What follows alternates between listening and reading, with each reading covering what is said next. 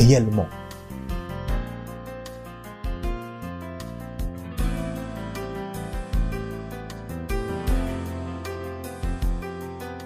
Voici encore un autre passage biblique similaire à celui que nous venons d'étudier, dans lequel le terme circoncis est utilisé pour désigner les Juifs et le terme incirconcis est utilisé pour désigner les païens. Car les circoncis eux-mêmes n'observent point la loi, mais ils veulent que vous soyez circoncis pour se glorifier dans votre chair. Car ce n'est rien d'être circoncis ou incirconcis. Ce qui est quelque chose, c'est d'être une nouvelle créature. Paul dit aux Galates que les circoncis, donc les Juifs eux-mêmes, n'observent pas la loi. Ceci n'est pas surprenant, d'autant plus que notre Seigneur Yeshua avait à plusieurs reprises reprimandé les Juifs, spécialement les pharisiens et les scribes, de pratiquer les traditions des hommes plutôt que de pratiquer la loi de Dieu. Paul dit aux Galates que les Juifs veulent que vous soyez circoncis ou convertis au judaïsme pour se glorifier dans votre chair. Ce que Paul dit ici, c'est exactement comme s'il mettait en garde les croyants d'aujourd'hui contre certains pasteurs qui ne vivent même pas selon ce qu'ils prêchent et qui sont dans toutes sortes de compromissions. Ils pratiquent la magie, ils sont dans l'impudicité, dans la fornication, mais cependant, ils veulent avoir un grand nombre de convertis dans leurs églises pour se glorifier du nombre de fidèles qu'ils ont, pour être fiers du nombre des gens qu'ils ont baptisés. Ensuite, au verset 15 de Galates, au chapitre 6, Paul dit « Car ce n'est rien d'être circoncis ou incirconcis.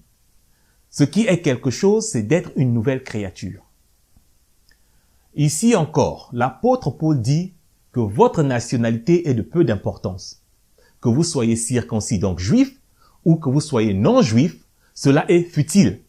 Ce qui est quelque chose, c'est d'être une nouvelle créature. Maintenant, ici, la grande question est la suivante. Qu'est-ce que être une nouvelle créature, selon la Bible? L'apôtre Paul n'est pas le premier à enseigner sur être une nouvelle créature ou la nouvelle naissance. Yeshua, dans son dialogue avec Nicodème, avait déjà enseigné sur comment devenir une nouvelle créature ou naître de nouveau. Voyons ce que le maître Yeshua a à dire sur la nouvelle naissance ou être une nouvelle créature. Yeshua lui répondit, « En vérité, je te le dis, si un homme ne naît de nouveau, il ne peut voir le royaume de Dieu. » Nicodème lui dit, « Comment un homme peut-il naître quand il est vieux?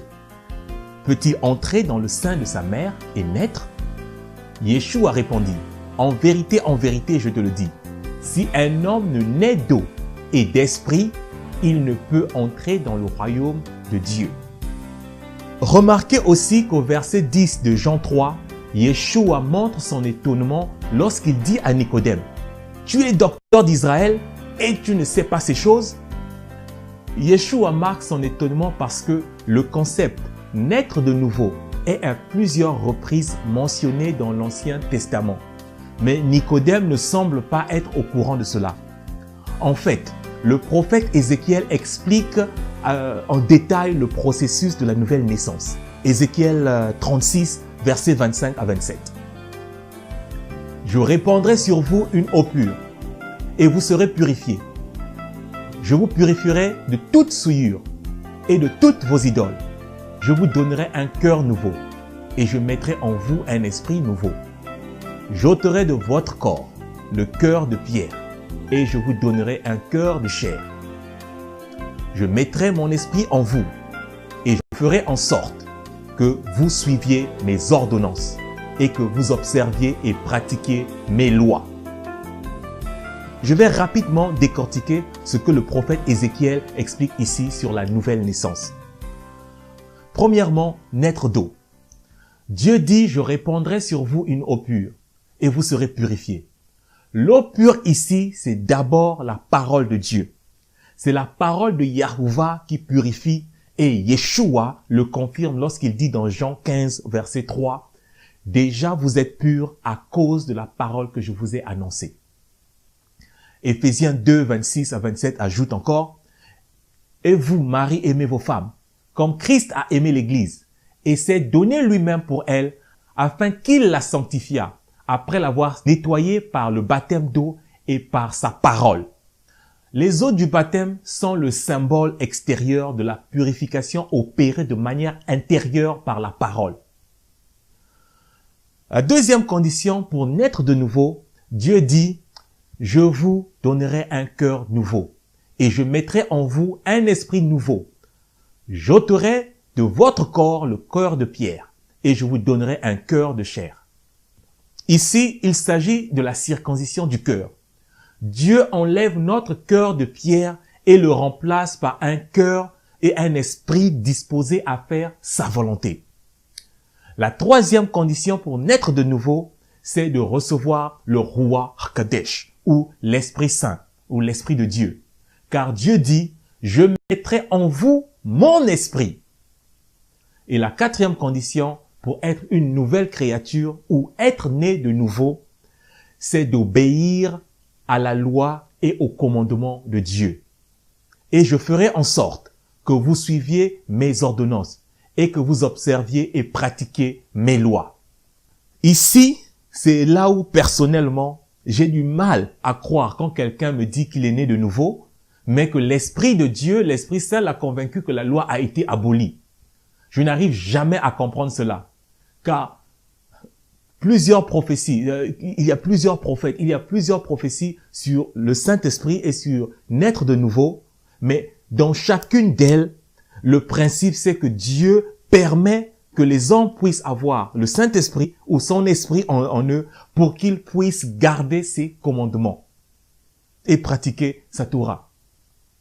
Donc, pour résumer, pour être une nouvelle créature, nous devons être purifiés avec l'eau et la parole de Dieu. Puis, nous devons recevoir un cœur nouveau et l'Esprit de Dieu Tout-Puissant, tout ceci afin que nous puissions observer et suivre ses commandements et pratiquer ses lois. Donc, quand l'apôtre Paul dit aux Galates, ce n'est rien d'être circoncis ou incirconcis, ce qui est quelque chose, c'est d'être une nouvelle créature. En fait, Paul est en train de répéter ce qu'il a dit dans 1 Corinthiens 7, 19. La circoncision n'est rien, l'incirconcision n'est rien, mais l'observation des commandements de Dieu est tout. Il faut rappeler encore, avant que certains oublient, il faut rappeler que dans ce contexte, lorsqu'on parle de circoncision, c'est le fait d'être juif. Et la circoncision, c'est le fait d'être païen. En bref, Paul dit que être juif ou être païen ou être non-juif, ça n'a pas d'importance. Mais obéir à la Torah de Dieu, c'est ce qui compte. C'est ce qu'il s'efforce d'enseigner dans plusieurs églises lorsqu'il dit qu'il n'y a plus grec, qu'il n'y a plus juif, qu'il n'y a plus esclave, ainsi de suite. Mais en Yeshua, qui est la Torah faite chair, tout le monde est invité à l'obéissance à la parole de Dieu.